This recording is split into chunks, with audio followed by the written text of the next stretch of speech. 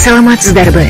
Эгерде Ачык Акыйкат каналында биринчи жолу болсоңуз, каналга катталып, мага жакты деген белгини басып, ой пикири калтырууну унутпаңыз. Чымындай жанды чыркаткан чындык биз менен.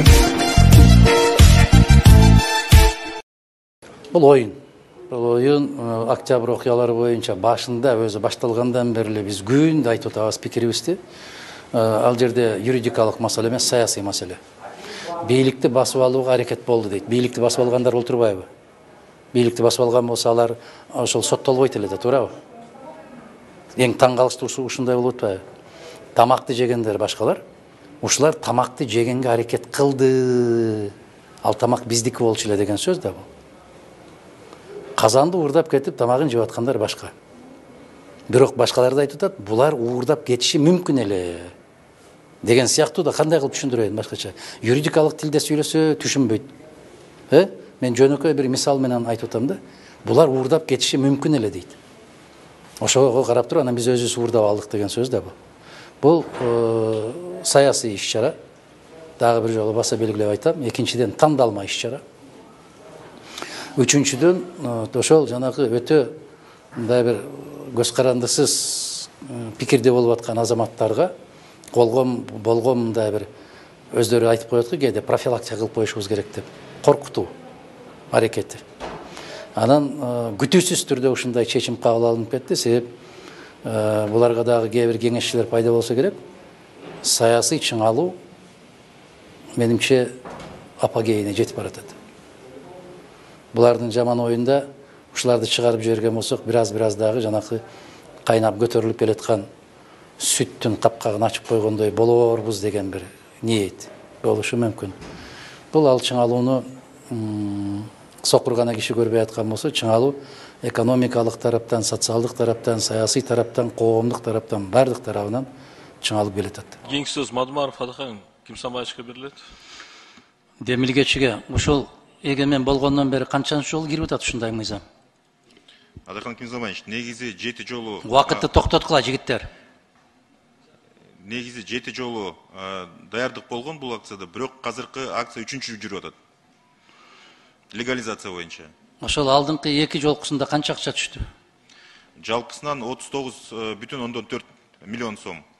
39 миллион. Ооба, 9,2 миң киши декларациясын беришкен.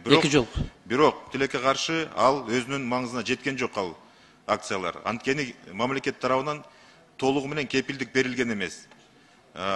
Декларанттардын үстүнөн да иш козголгон убакыттарда болгон. Ошон үчүн азыркы мыйзам долбоору принципиалдуу түрдө ошол мамлекеттик кепилдик берүү. Ошондо мыйзамдар бекем кармалып атканда кепилдик бербеген, азыр береби кепилдикти? Урматтуу Адахан Кимсанбаевич, буга чейин экономика тарабынан, финансы, фискалдык тарабынан биз мыйзамдар жазып киргизип атканбыз. Укук коргоо органдар тилекке каршы гарантия бербей аткан. Ошондуктан урматтуу президент Садыр Нуркожоевич, биз иштеп чыккан мыйзамды генералдык прокурор Курманкул Токторалиевичке берип, болгон 4 ай, 5 ай Кыргызстандагы бизнесмендердин баарын чакырып алып, ушул кепилдиктердин негизинде кийин укук коргоо органдар кылмыш ишин козгой албай тургандай кылып иштеп чыктык бүгүнкү күнү. Эгерде ушул мыйзамды биз сунуштап аткан редакцияда кабыл алып бере турган болсоңуздар, мындан ары укук коргоо органдар легалдаштырылган биздин физикалык түрдөгү жарандарыбызга кылмыш ишин эч качан козгой албайт да. Ушундай кепилдик пайда болгондуктан биз да үмүттөнүп атабыз, биздин дагы ишкерлер ачыкка чыгат го деп. Бул деген жөнөкөй элге ушундай түшүндүрүш керек. Бул мыйзамдын долбоору ушуга чейинки уурдаган уурларды мыйзамдаштырып коелу деген мыйзам да бул. Ушундай чейинки уурдалгандар, билингендердин баары кылмыш иши козголуп соттолуп атат, аларга мунун тиешеси жок. Өтө көп да, өтө көп, түздөн түз. Ушу мыйзамды иштеп чыгып киргизип аткандардын өздөрү да бар ушулардын арасында. Силер канча акча түшөт деп ойлоп атасыңар ошонун? Муну киреше кирет деп ойлогон жерибиз жок.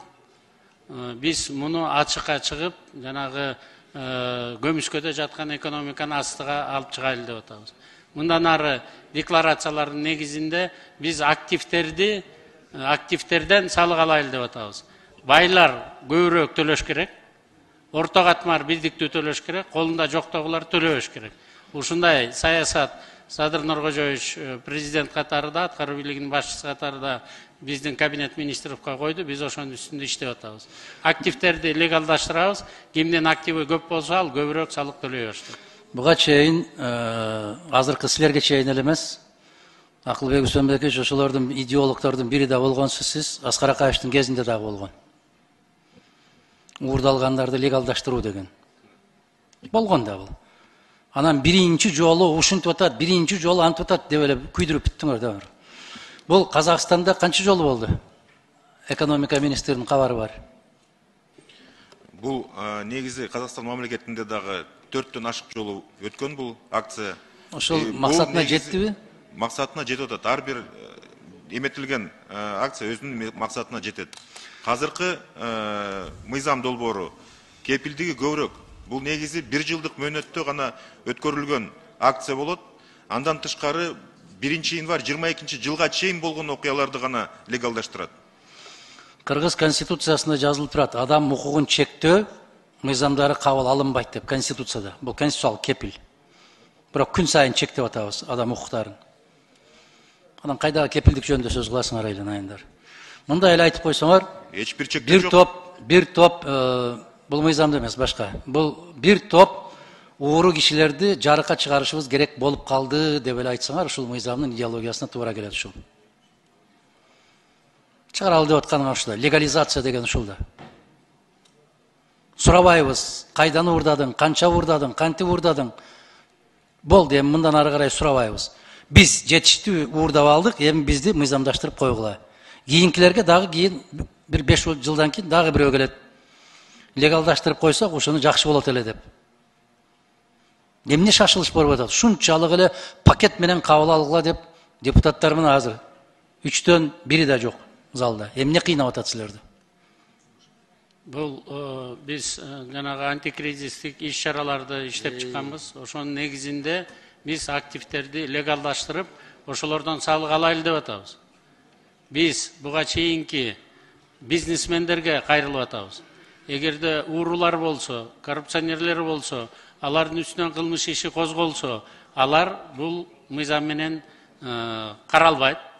Бирок бизнесмендер буга чейин мына Дордойдо, Кара Суу базарында, ага чейин орто жана чакан бизнесмендер өзүнүн мүлкүн мындан ары бөлөк бирөөлөргө каттабай, өзүнө каттап алып, биз эми капитализм куруп атабыз. Коммунизм курган жерибиз жок.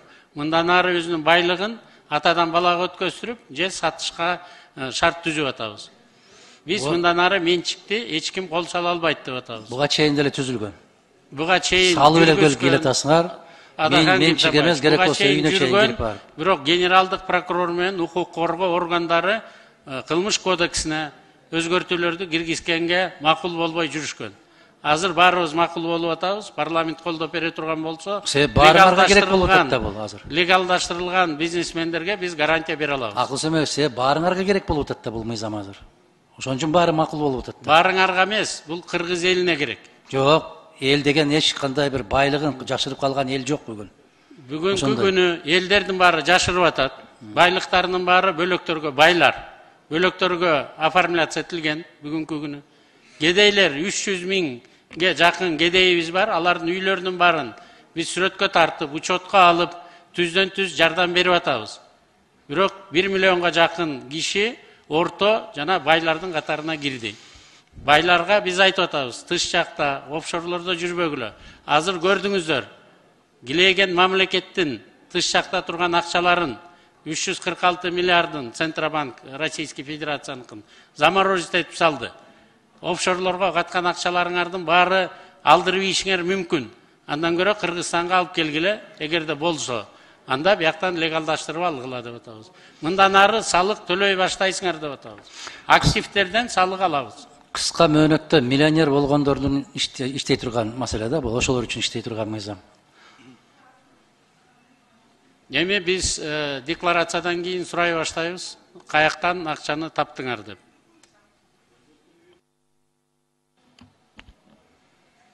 каналга катталып, мага жакты деген белгини басып, ой пикири калтырууну унутпаңыз.